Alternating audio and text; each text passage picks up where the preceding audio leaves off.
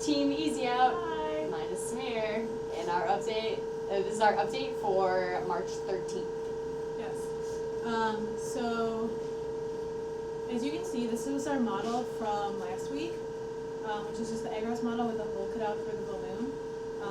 But, yeah, okay. So this is our Agros model, as you can see, with the balloon inside with the hole cut out for it. But for our new design, once we have Samir's new printout of the cap, we are actually going to create Just kidding. another model just like this.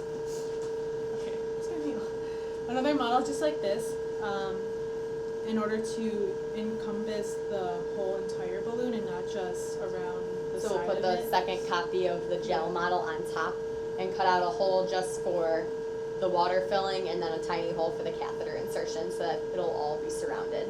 And then we're gonna have a better pressure on the balloon to mimic the tissue. And we'll do this as soon as we have the new cap to printed because we want to be able to test our seal on the catheter with our new model and make sure all that works. But yeah, that's still being printed, so.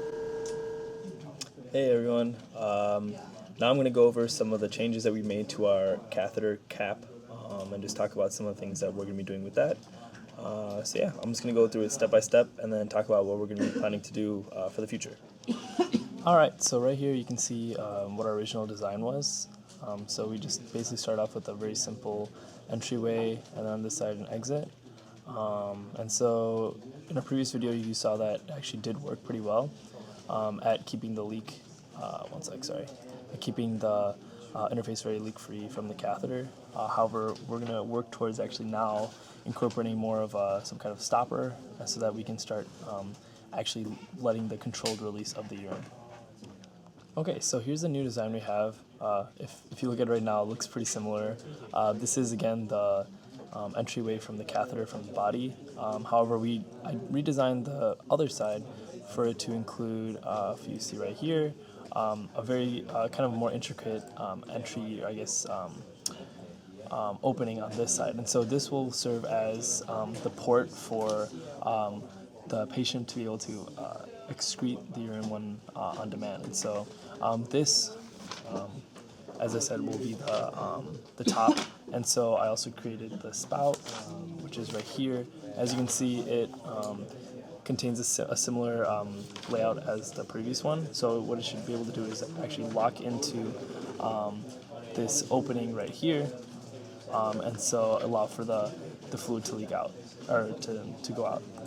And so another thing I'm going to be introducing into this as well is a ball. And so I'm looking for actually a ball to fit right inside. One second.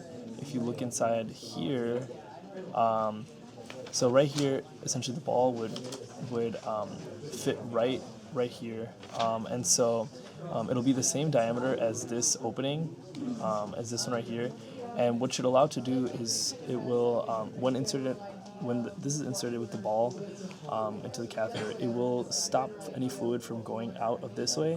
However, when you insert the catheter, or I guess the new spout from the other side, it will push the ball against the pressure gradient and allow for the fluid to release. And so that's the original idea we have going right now. And so I'm going to be working on getting this printed within this weekend. And I'm looking right now to try to find a ball that will fit inside this.